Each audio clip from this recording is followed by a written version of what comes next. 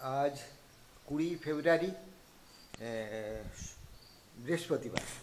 তো এখানে এই ভগবান রাম দরবার, তো রামগোপাল মন্দির, এই মন্দিরে রাত কাটিয়েছি এবং প্রসাদ গ্রহণ করেছি। তো মন্দিরটা এরকম অতি সুন্দর জায়গায়, আদিবাসী ক্ষেত্র, পাশেই পাহাড়। ইনি ছিলেন আমাদের সঙ্গে নর্মদেহার। হ্যাঁ, আর এখানে আছেন সিদ্ধ বাবার মূর্তি, খুবই সুন্দর।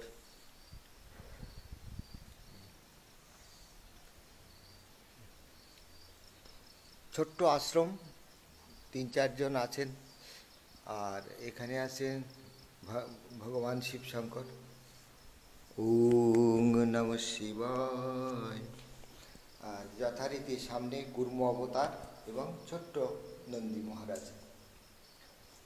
এই আশ্রম থেকে আজকে বিদায় নিয়ে যাব কড়িপানি। কড়িপানি এখান থেকে অনেকটাই দূর। দুটো পথ আছে। একটা পথে দুপুরে খাওয়ার দাওয়ার ইত্যাদি, আশ্রম ইত্যাদি পড়বে।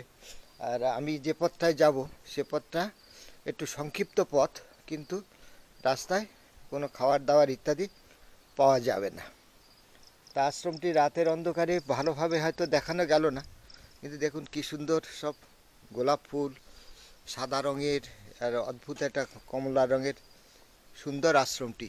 আর নিচের তলায় এখানে থাকার ব্যবস্থা এবং রান্নাঘর, বাথরুম ঝকঝকে তকতকে পরিষ্কার পরিচ্ছন্ন।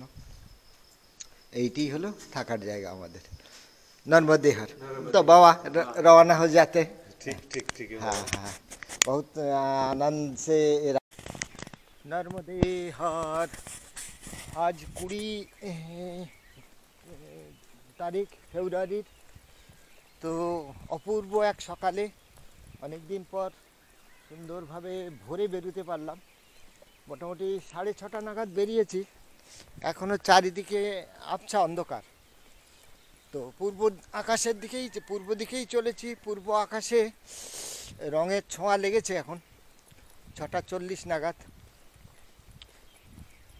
আর চারিদিক পাহাড়, ডাইনে মাত্র 200 ফুট দূরে একটি পাহাড় আছে।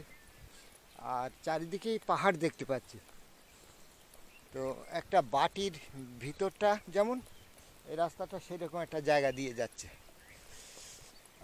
বাটির কানাগুলো হচ্ছে এই পাহাড়ে। তো খুবই সুন্দর। পথের দুধারে সব বোগেনভিলার গাছ এদিকটা প্রচুর দেখছি। এ লাগানো হয়েছে দুই পাশ দিয়ে রাস্তাটা। এই রাস্তাটা অনেকটা সকলে বলছে শর্টকাট রাস্তা। শর্টকাট রাস্তা তো ঠিকই, কিন্তু আমাদের পক্ষে আজকের দিনটা খুব সহজ হবে না। সেই জন্য ভোরে ভোরে ছায়া যতটা পথ এগোনো যায় সেইভাবে বেরিয়েছি। রাস্তা কখনো এরকম একটু উতরাই আছে, কিন্তু বেশিরভাগটাই চড়াই। আস্তে আস্তে আস্তে আস্তে আমরা উঁচুর দিকে উঠছি। তো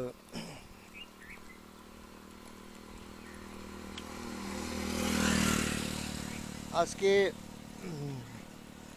প্রথম ধাপে আমাকে যেতে হবে 10 কিলোমিটার। আচ্ছা, তারপরে সেখানে খাওয়া দাওয়া, আশ্রয় ইত্যাদি মিলতে পারে। না মেলে অসুবিধা নাই, দোকান পেলে ছোট দোকান থেকে কিছু শুকনো খাবার খেতে পারবো। এই তা প্রথমেই 10-12 কিলোমিটার যাওয়ার পরে তারপরে সন্ধ্যা পর্যন্ত আরও 10-12 কিলোমিটার পথ যেতে হবে। শেষ গন্তব্য কড়িপানি। তো দেখি, সব তো শোনা কথা। এখন কত কিলোমিটারে 10 কিলোমিটার হয় আর কত কিলোমিটারে 24 কিলোমিটার হয়, সেটা রাস্তা না চললে বোঝা যাবে না। আর এখান থেকে হাফেশ্বরের জঙ্গল, হাফেশ্বরের মন্দির 29 কিলোমিটারের মতো। তো সোজা রাস্তায়। এখন কোন পথ দিয়ে যাওয়া হবে সেটাই স্থির করা হয়নি।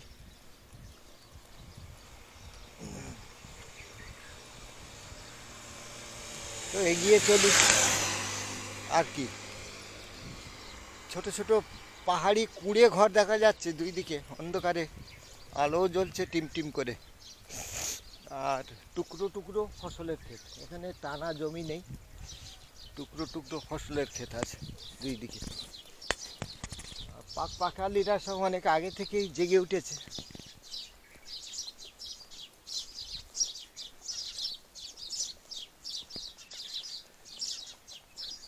হ্যাঁ, এগুলোই উৎসাহ যোগায়, পাখির ডাক, কিচির মিচির।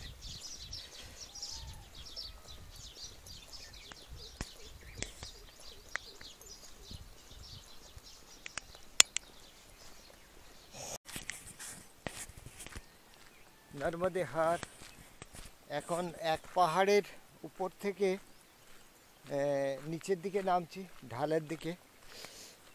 আর এখানে একটি পাহাড়ি নদী আছে। তো নদীটির মধ্যে অল্প সামান্য একটু ছিপছিপে জল আর টোপর পানা, খুদে পানা মতো আছে। পাহাড়ি নদী, পাহাড়ি নদী মানে এখানে সব নর্মদা মায়ের সাথে সংযোগ আছে। নদীটি পার হয়ে গেলাম।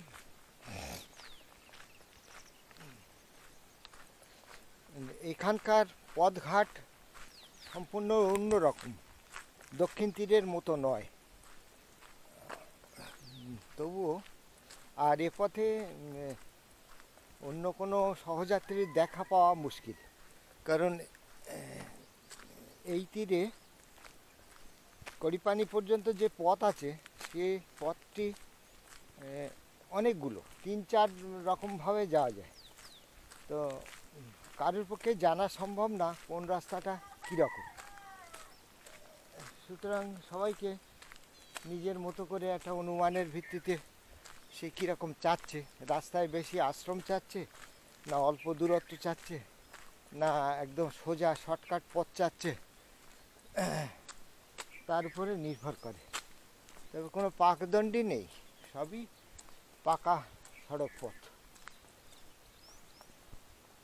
আর রাস্তা, পাহাড়, বন জঙ্গল বাদ দিয়ে যতটুকু জমি আছে যথারীতি বেশিরভাগ হচ্ছে দেশি মক্কা বা দেশি ভুট্টার চাষ। আর এই তাল গাছের এইভাবে কেটে তালের রস সংগ্রহ হচ্ছে।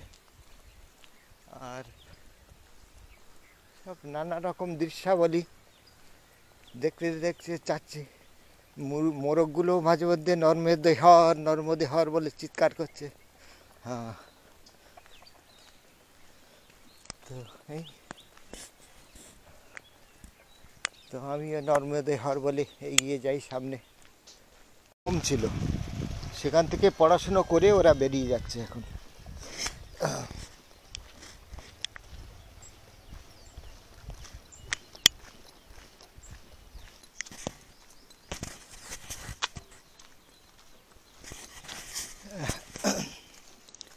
নর্মদে হর সকাল থেকে 7-8 কিলোমিটার রাস্তা চলা হয়ে গেছে। অনেকটাই পথ চলে এসেছি।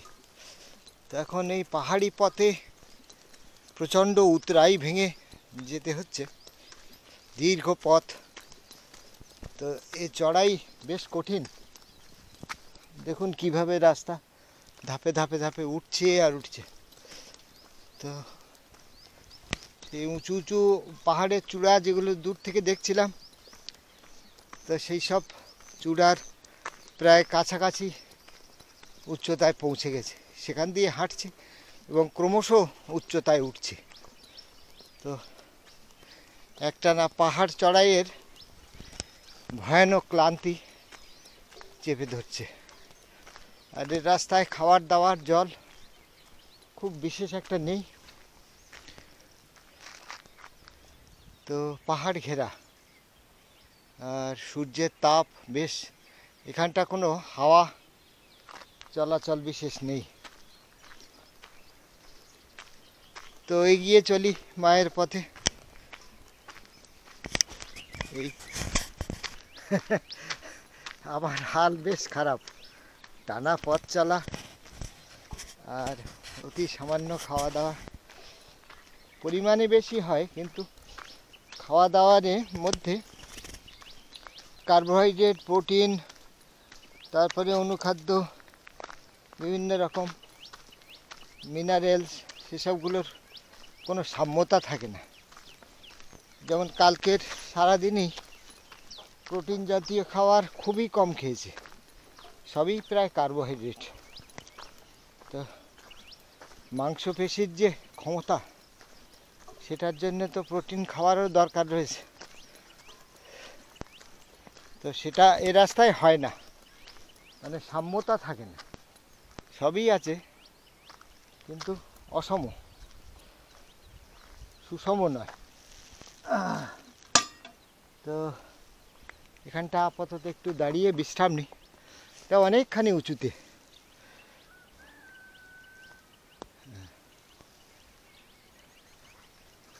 পলাশ যেখানে ফুটেছে লালে লাল হয়ে আছে।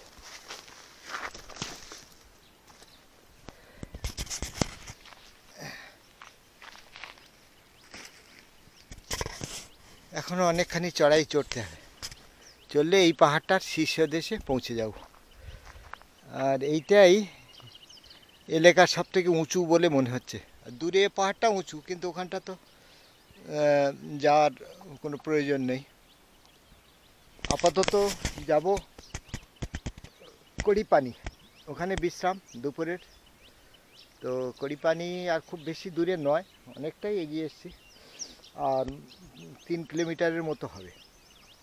ওখানেই আপাতত থেমে যাব বিশ্রাম নিয়ে, তারপর দুপুরের পরে ধীরে ধীরে খরবানির দিকে রওনা হব। নর্মদে হার, নর্মদে হার। এখন গুটি গুটি পায়ে একটি পর্বতের শীর্ষদেশে পৌঁছে গেছি। তো এই জায়গাটা ছোট ছোট সব ঝোপঝাড় টাইপের গাছ, তার মধ্যে চেনা গাছ একটাই পলাশ, আর মাঝে মধ্যে একটা দুটো সেগুন। তো আর যেসব গাছ অচেনা এবং ঝোপঝাড় টাইপের। তো এখানে শুলপানি ঝাড়ির দক্ষিণ তীরের যেটা পার হতে বেশ কয়েকদিন সময় লেগেছিল, 8-10 দিন। তো এটা 2 দিনে তার মাঝামাঝি জায়গায় পৌঁছে গেছি, উত্তর তটে। মানে অর্থাৎ উত্তর তটে ঠিক শুলপানির ঝাড়ি বলতে যে জিনিসটা, সেই জিনিসটা এদিকটা তেমনভাবে নেই। তবে এই পাহাড়টি পড়েছে, এই পাহাড়টি ভেদ করে আস্তে আস্তে নিচে নেমে আরেকটি পাহাড়ে চড়ব। তবে নির্জন পথ, সুন্দর পথ, আর বড় গাছ না থাকায় ওপারে যেমন কিছু কিছু জায়গায় দীর্ঘ পথ জঙ্গলের মধ্যে দিয়ে বড় বড় গাছের ছায়া দিয়ে যেতে হয়েছিল, এপারে সেটি পাচ্ছি না। গাছগুলো সব ছোট ছোট দেখছি, আর রৌদ্রের তাপ সম্পূর্ণ চোখের সামনে। মানে আমি যাচ্ছি পূর্ব দিকে, তো সকালবেলাটা তাপটা চোখে পড়ছে। তো এটা একটা অসুবিধা বিরাট। তো আপাতত পাহাড় থেকে নেমে যাচ্ছি, নেমে গিয়ে আবার চড়াই আছে। তো চড়াই উতরাই করতে করতে ধীরে ধীরে, খুব ধীরে ধীরে এগোচ্ছি, আর মাঝে মধ্যেই বিশ্রাম নিতে হচ্ছে। কমণ্ডলুর জল এখনো কিছুটা আছে, তো এই জল থাকতে থাকতেই আশা করি খড়বানি পৌঁছে যাব। খড়বানিতে আপাতত বিশ্রাম।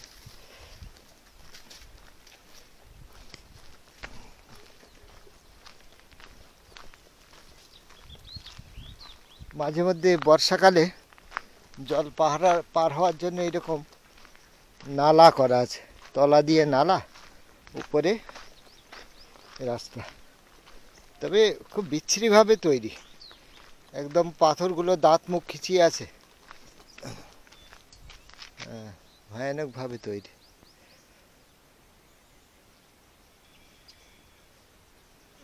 এই দেখুন পলাশ গাছে কি সুন্দর ফুল এসছে।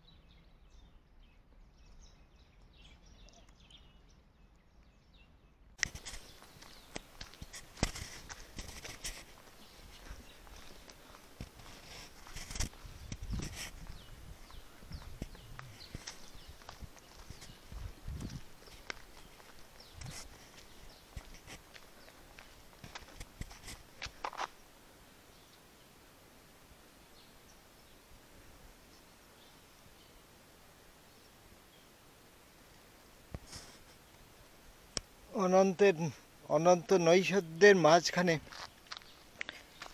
মাঝে মধ্যে পাখির ডাক আর এই ঝরা সেগুন পাতার আওয়াজ।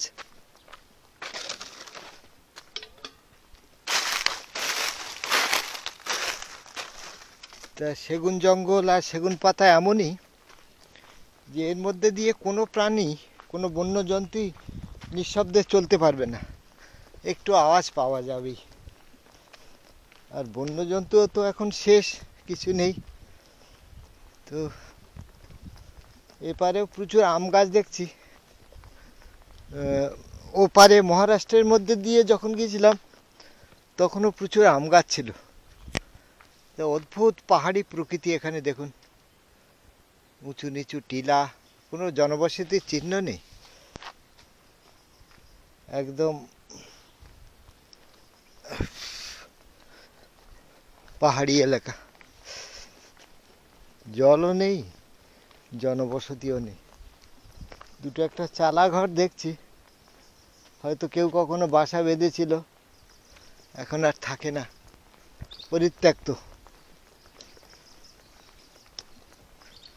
তো এই রাস্তাটি জনবিরল বলেই সুন্দর।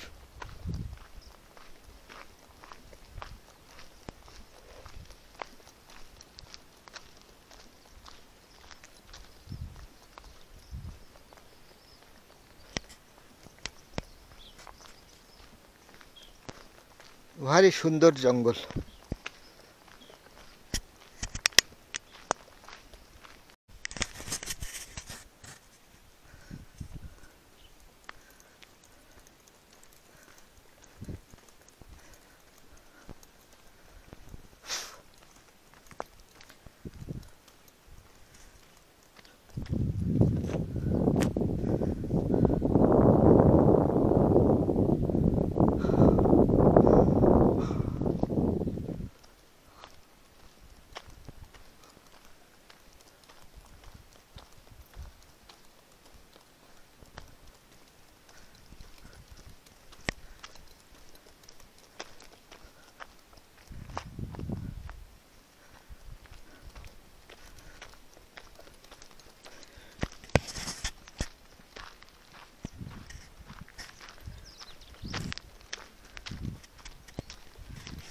ক্রমশ একটা পাহাড় চূড়ায় উঠছি, কিন্তু সামনে সূর্য দেবতা দাঁড়িয়ে আছে, তো ক্যামেরা ওদিকে ঘোরাতে পারছি না।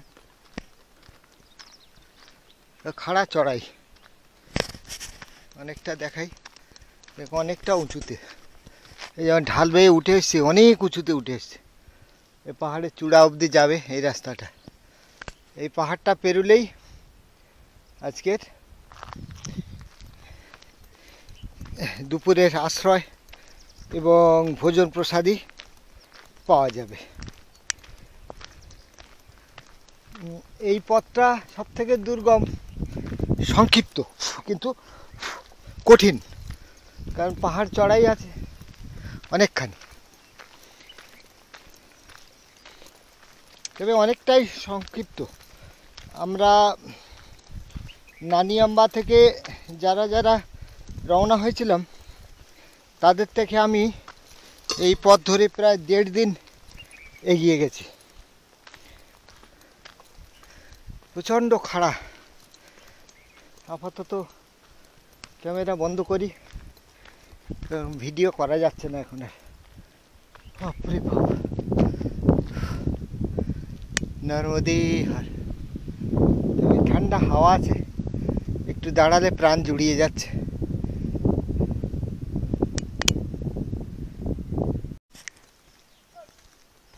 নর্মদে হার। এখন দুপুর 2:30টা। তো আজকের সত্যি কোনো আশ্রমও খুঁজে পাইনি। আর লোক যেটা বলে দূর থেকে যে ওখানে আশ্রম আছে, এরকম কোনো আশ্রমেরও অস্তিত্বও ছিল না। কিন্তু বাধ্য হয়ে 14 কিলোমিটার আসার পরে এত শরীরে বল শক্তির অভাব হলো যে সে আর বলার না। যাই হোক, একটা জায়গায় অনেকটা জল পেলাম ভালো, সেই জল খেয়ে আর সামান্য 1 মুঠো চিড়ে ছিল সেটুকু খেলাম, কে সেখানেই মোটামুটি 1-2 ঘন্টা বিশ্রাম নিলাম। তারপরে 2:30টার সময় পুনরায় রাস্তায় বেরিয়েছি। তো এই জায়গাটি সত্যি সুন্দর জায়গা, চারিপাশে সব পলাশ ফুটে আছে, আর চারিপাশে ছোট ছোট টিলা পাহাড়, তার সেই জায়গাটার ভিতর দিয়ে এই রাস্তাটি গেছে। তো এর যে আশ্রমের আশায় এই পথে এসেছিলাম তার তো কোনো অস্তিত্ব মিলল না। তাছাড়া কোনো স্থানীয় কারুর কাছ থেকে কোনো খাবার দাবার জোটেনি। শুধু একটা দোকান থেকে এক প্যাকেট মুড়ি ছোট্ট 5 টাকার আর 5 টাকার বিস্কুট এই কিনে খেতে পেরেছি। এখন সামনে এগিয়ে যাই, দেখি সব আদিবাসী এলাকা, পশুচারণ তাদের জীবিকা মাত্র, গরু ছাগল চড়ায়। অতিরিক্ত কাউকে ডেকে খাওয়ানোর মতো বিলাসিতা করার সুযোগ তাদের নেই। তো এই পলাশ জঙ্গলের সৌন্দর্য কি সুন্দর, টিয়া পাখিরা তার আনন্দ নিচ্ছে। তো এই দেখতে দেখতে সূর্য এখন পিছন দিকে। তো সামনে এখনো 10 কিলোমিটার পথ পরবর্তী গন্তব্য। তো এই তীব্র আবহাওয়ায় সকালের 14 আর এই বিকালের 10, 24, এটা কমপক্ষে 24 থেকে 26 কিলোমিটার রাস্তা আজকের পাড়ি দিতে হবে। এটা শীতকালে হলে অনায়াসেই 30-32 কিলোমিটার পাড়ি দেওয়া যায়, কিন্তু গরমকালে এই যে কমণ্ডলুতে যে জল নিয়ে বেরোই, সারাদিন হিসেব করলে মোটামুটি 6 লিটারের মতো জল অবশ্যই লাগে। আর এর সঙ্গে অন্ন বা ভোজন প্রসাদী যখন খাওয়া হয় তার সাথেও কিছুটা জল খাওয়া হয়, তার উপরে যোগ হয় চা। তো আজকের কোনো কিছুই জোটেনি, খালি এই জল। তো ভয়ানক এই পথটি, এই পথটি তীর্থযাত্রীদের এড়িয়ে চলা উচিত।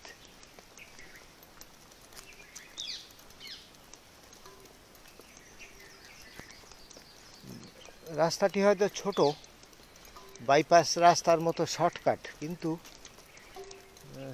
সৌন্দর্যও এর অসাধারণ।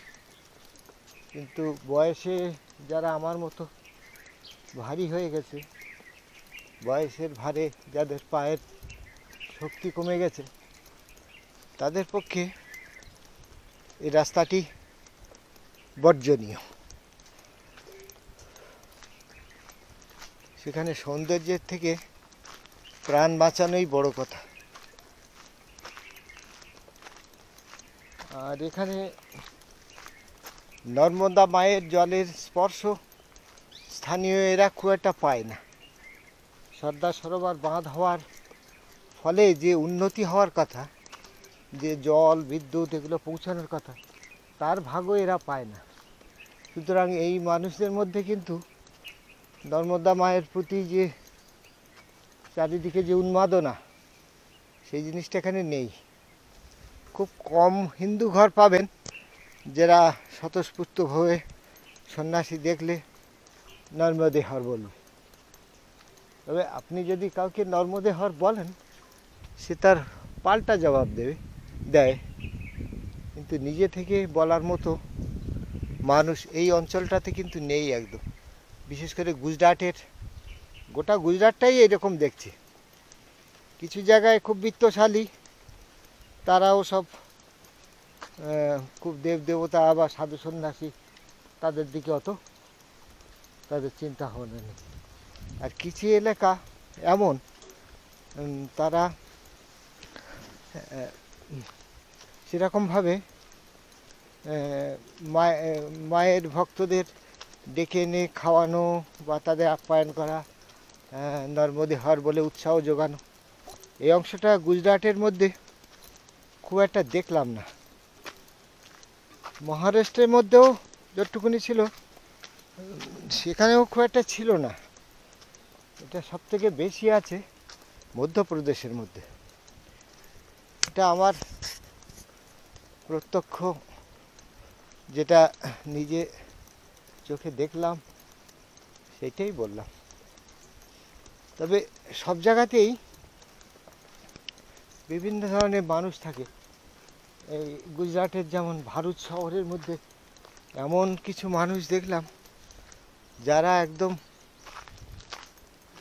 সে তাদের সঙ্গে মনে হয় অনন্তকালই সৎসঙ্গে বাস করা যায়, এইরকম অদ্ভুত ভক্ত চরিত্র।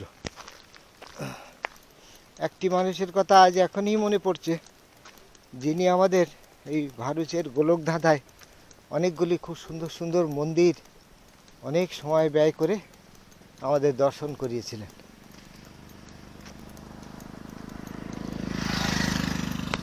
যাই হোক, আপাতত ভিডিও বন্ধ করি, কারণ এই যে রাস্তার যে সৌন্দর্য,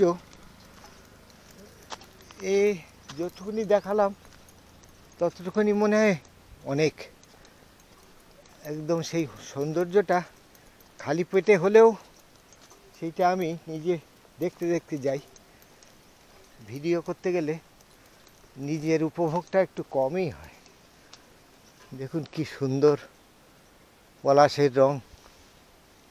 এই পলাশ দেখতে ছুটে গেছিলাম পুরুলিয়ায় ফেব্রুয়ারির শেষ দিকে, কিন্তু সেবারে মেঘলা আবহাওয়ার জন্যে পলাশ ফোটেই নি।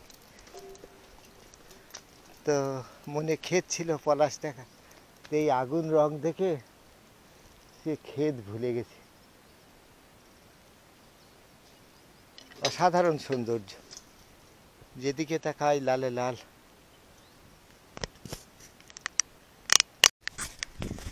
নর্মদে হার। এখন বিকাল 4টে বাজে। এখন একটি অতি সুন্দর জায়গাতে এসেছি। এই দেখুন কেমন জায়গাটি। বাঁদিকে একটি উচ্চ টিলা, ডান দিকে খাদ।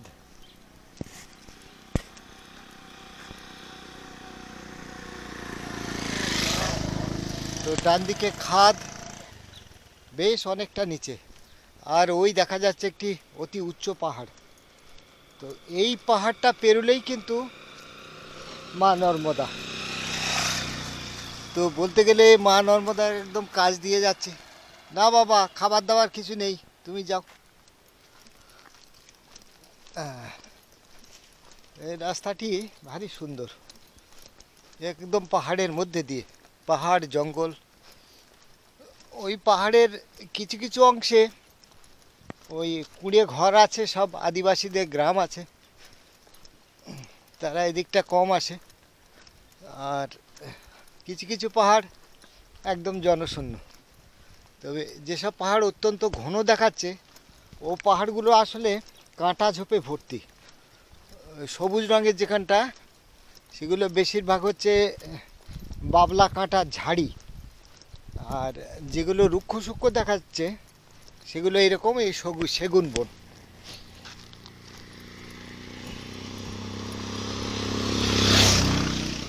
এখানে খালি সেগুন আর সেগুন। তবে গাছগুলো দেখতে খুব সুন্দর নয়, বেশি প্রাচীনও না। পাহাড়ের উপরে হয়তো প্রাচীন বড় বড় গাছ থাকলেও থাকতে পারে। রাস্তাটি তো একদম নতুন তৈরি বলেই মনে হচ্ছে। বাইপাস রাস্তা, খুব পুরানো নয় রাস্তাটা। তাই পাহাড় ঘেরা এই জায়গাটি আমার বেশ পছন্দ হয়েছে।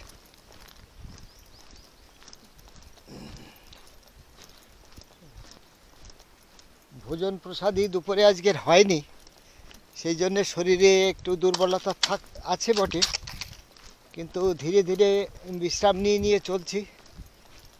আর সবার ত্রাণকর্তা পার্লেজি, হ্যাঁ, তো পার্লেজি উদ্ধারকর্তা। শেষ পর্যন্ত একটা দোকান থেকে আবার পার্লেজি কিনলাম, তো পার্লেজি খেলাম। তো কখনো কখনো নিচে একটি খুব বড় চিল দেখতে পাচ্ছি। ও আমাকে দেখে আস্তে আস্তে জঙ্গলের দিকে ঢুকে যাচ্ছে।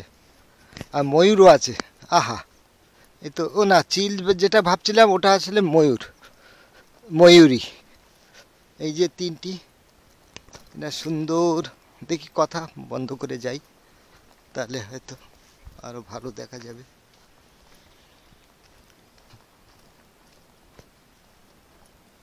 একটা দুটো তিনটে, একটা দুটো তিনটে চারটে পাঁচটা ছটা, খুব সুন্দর। ছটা বড় বড় ময়ূরের ওই উড়ে যাচ্ছে।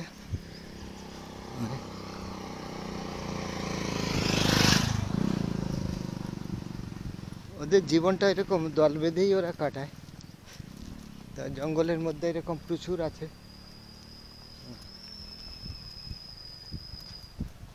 তবে ওরা পায়ের শব্দ অনেক দূর থেকে বুঝতে পারে, মানুষজনকে খুব একটা কাছে এগুতে দেয় না, তার আগেই পালিয়ে যায়।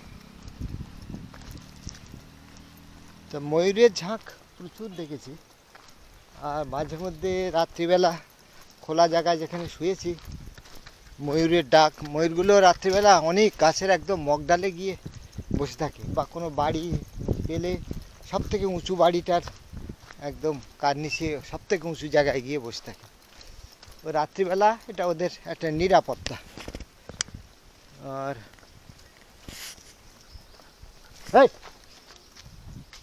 যা ভয় দেখাচ্ছিস কেন রে? এমন করে হে হে করে পিছন দিক দিয়ে আসছিল, আমি ভয় পেয়ে গেছি। তবে এসব জন্তু জানোয়ারদের কখনো বিশ্বাস করতে নেই।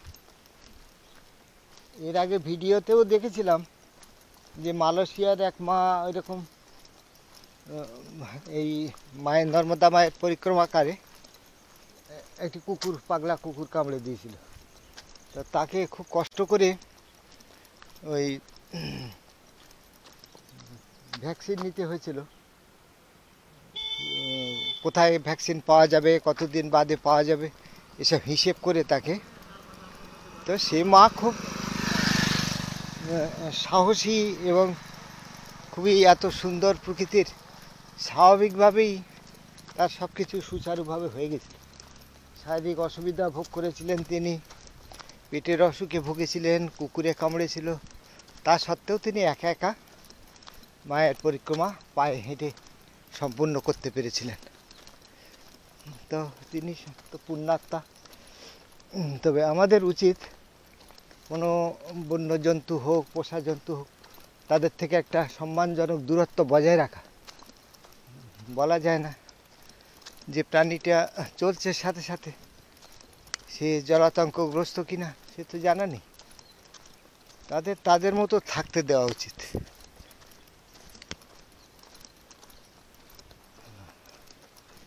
খুব সুন্দর এই পথটা।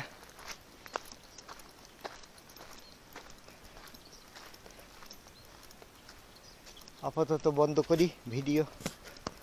নর্মদে হর, নর্মদে হর। এখন শুলপানি ঝাড়ি যেটা বলা হয়, তার উত্তর তীরের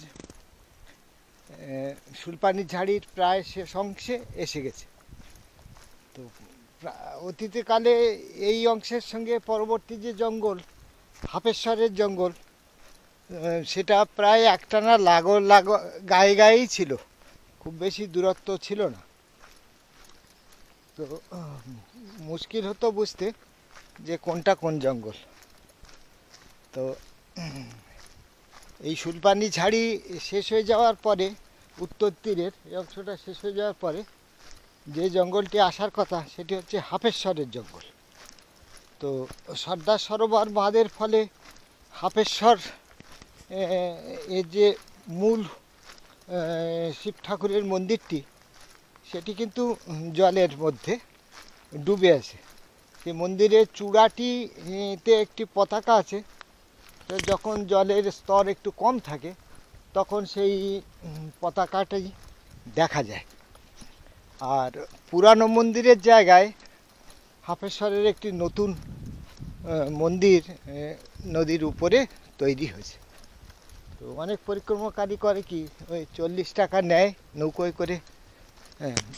তারা ওই নৌকোয় করে মাঝি সেই মন্দিরেরটা অবস্থান তারা জানে, মন্দিরটাকে প্রদক্ষিণ করিয়ে আনি, প্রাচীন মন্দিরটা যেটা জলের তলায় ডুবে আছে।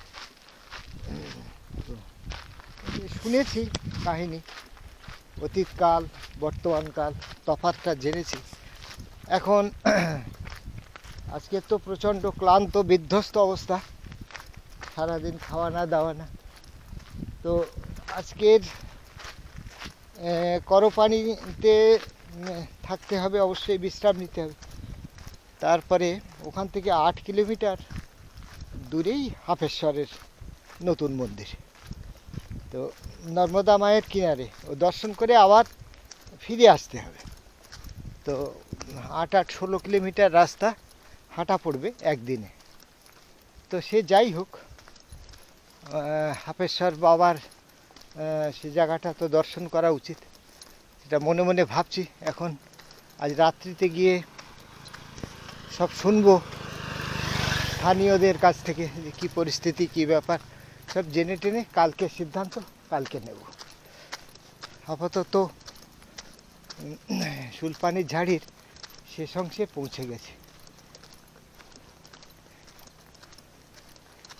সামনে তো আবার কিছু রুক্ষ পাহাড় এরকম দেখা যাচ্ছে, দূরেও দেখা যাচ্ছে, একদম রুক্ষ। বর্ষাকালে কিছু কিছু এখানে চাষাবাদ হয়েছে, সম্ভবত বাজরার ডাঁটিগুলো এরকম দেখায়। নতুন নতুন কনস্ট্রাকশন হচ্ছে, সরকারের পরিকল্পনা। তবে স্থানীয় মানুষের কত সুবিধা হবে সেটা ভবিষ্যতেই বলবে।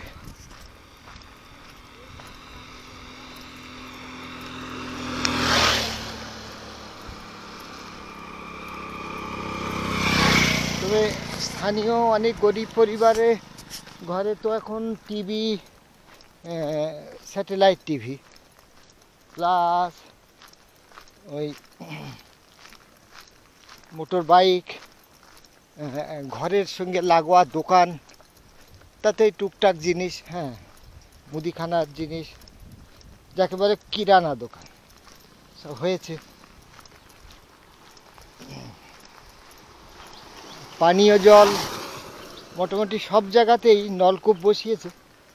কোনো কোনো জায়গায় নলকূপের গভীরতা শুনলাম 500 ফুট অবধি, সেগুলো অতি গভীর। আর কিছু কিছু জায়গায় কম স্তরেও পাথরের ফাঁক দিয়ে দিয়ে সুন্দর মিষ্টি পানীয় জল পাওয়া যাচ্ছে। তো এইগুলোর অভাব নেই, কিন্তু খেতে কৃষি জমিতে জলের অভাব আছে, যার জন্যে এক ফসলি আপাতত। আর বিদ্যুৎ সব জায়গাতে নেই। এর বিদ্যুতের পোস্ট গেছে, এমপিতে যেমন হুকিং করেও চলে, সরকার তেমন কিছু মানা করে না, কিন্তু গুজরাট সরকার আবার এদিক দিয়ে খুব কড়া। তো পয়সাটি কী করে গুছিয়ে রাখতে হয় সেটা তারা জানে, আর কাদের কাছ থেকে পয়সা পাওয়া যায় সেটাও গুজরাট সরকার খুব ভালোভাবে বোঝে। যাই হোক, জঙ্গলের মধ্যে বিভিন্ন পাখি সব দেখতে পাচ্ছি। সেগুন বনে নীরবতা পালন করা খুব কঠিন, শব্দ হবেই। শুকনো পাতা কয়েক মাসের মধ্যেই আবার এগুলো সবুজ বড় বড় পাতায় ভর্তি হয়ে যাবে। এখন পাতা ঝরার দিন চলছে।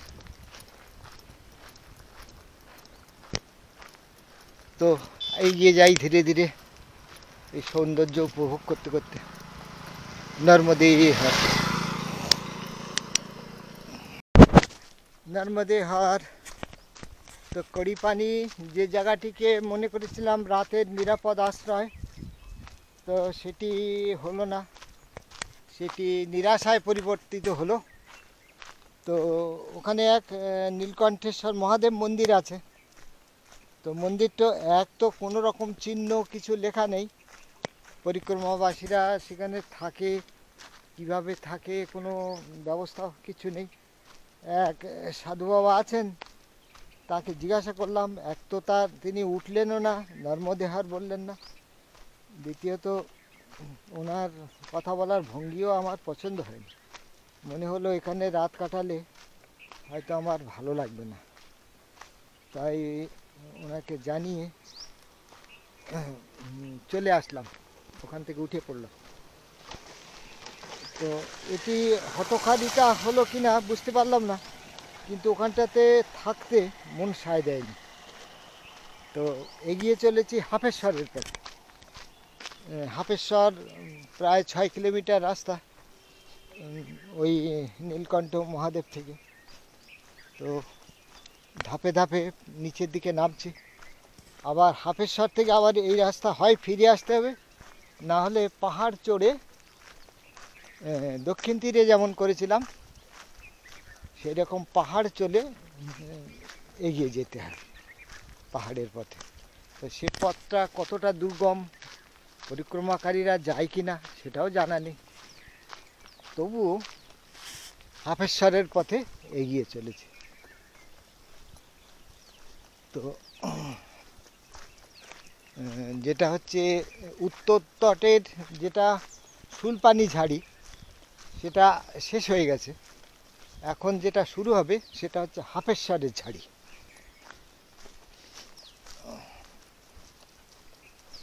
তো এইখানেই আরও কতগুলো স্থান আছে।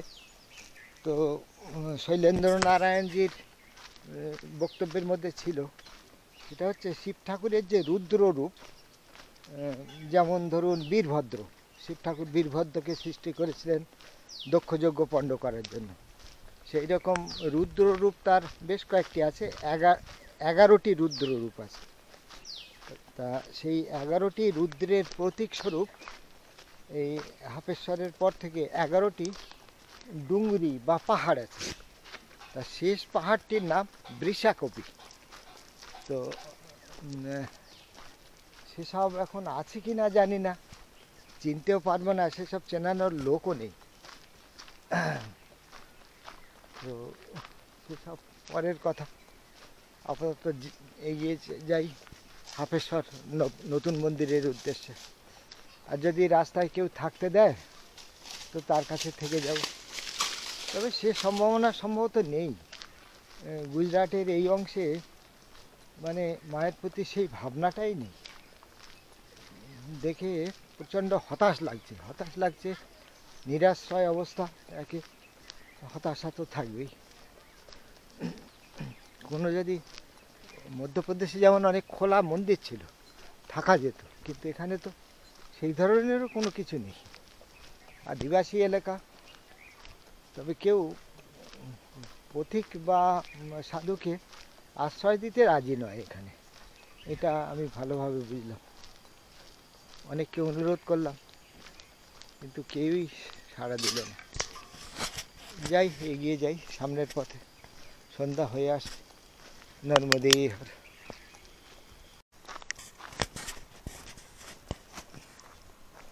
তো অতীতকালে এই হাফেশ্বরের জঙ্গল ছিল ভয়ানকতম, দুর্গমতম। এখনো হয়তো সেই অতীত রূপেই আছে স্থানটি।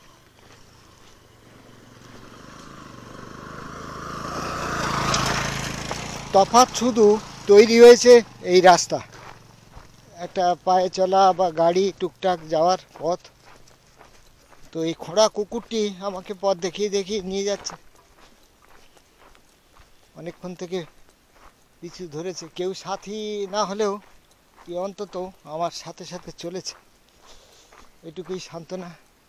তা ক্রমশ উঁচু পাহাড় থেকে নিচের দিকে নামছি আর নামছি, অনেকখানি নিচে নেমেছে। তো হাফেশ্বর আর কত দূরে কে জানে। নর্মদা মায়ের কাছাকাছি মন্দিরটি, পাড়ের উপরে, এইটুকুই জানি। আবার এখান থেকে হয় কাল এই রাস্তা ধরে ফিরে যেতে হবে, না হলে এই পাহাড় চড়ে তার মধ্যে দিয়ে যেতে হবে পাকদণ্ডি ধরে। তো একজন বলল যে পাকদণ্ডি রাস্তাটা যায় অনেকে, তো সেটা পরের কথা। তার জন্য শরীরে দরকার প্রচুর বল শক্তি।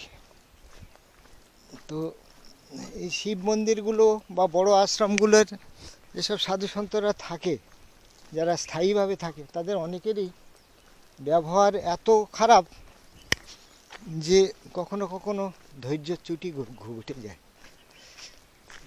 তো কিন্তু অধৈর্য হয়েও তো কোনো লাভ নেই। না, হাফেশ্বর এখান থেকে দেখাচ্ছে 5 কিলোমিটার।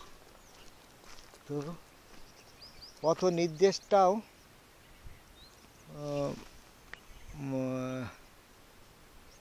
ঘুরিয়ে দেওয়া আছে, তার মানে এই দিকেই হবে, কারণ রাস্তা তো এইটি। নামছি তো নামছি, নামছি তো নামছি, মানে কত উপর দিয়ে, কত উঁচু পাহাড়ের উপর দিয়ে সারাদিন চলেছি তাই ভাবছি। তো এখন একদম মায়ের কাছাকাছি যাচ্ছে, পৌঁছতে পৌঁছতে অন্ধকার হয়ে যাবে। যাই হোক, রাস্তায় কেউ যদি থাকতে দেয় তার সম্ভাবনা খুবই ক্ষীণ।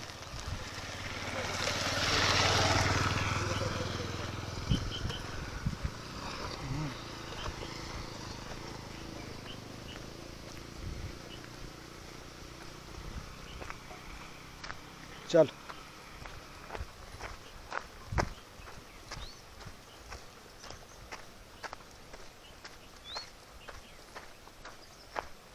তো 5 কিলোমিটার রাস্তা মানে যেতে যেতে অন্ধকার হয়ে যাবে। এই পাহাড়ি জঙ্গল পথে অজানা, কি হবে ঠিক জানি না। তবে জায়গাটির এই অনুপম সৌন্দর্য অনুভব করার মানসিকতা পর্যন্ত আপাতত নেই।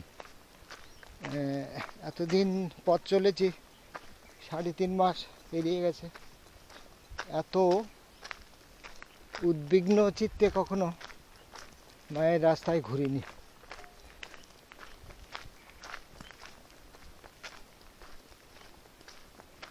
পুরো দুর্গম পাহাড়, কোনো আশ্রয় নেই, কিছু নেই। বিশেষ করে জায়গাটি হলো গুজরাট।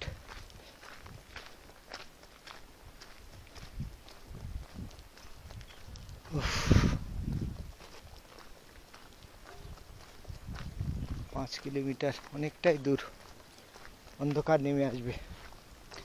যাই হোক, আপাতত ভিডিও বন্ধ করে নীরবে পথ চলি।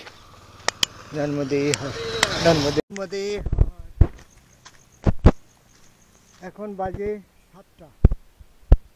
আমি আজকে সকালে বেরিয়েছিলাম 6:30, তার মানে 12.5 ঘন্টা এই রাস্তাতে আছি। তো 12.5 ঘন্টাতেও এখনো কোথায় থাকবো, কোথায় বসবো, কোথায় একটু জিরাবো, সে স্থান জোগাড় করতে পারিনি। তো গত 3.5 মাস ধরে রোজই অঢেল পেয়ে এসছি। তো আজকে আমার কোনো কিছু না পাওয়ার দিন। তো আর আধা কিলোমিটার দূরে, তবে একটা জিনিস, আজকে দূর থেকে মায়ের দর্শনটা পেয়েছি পাহাড়ের উপর থেকে।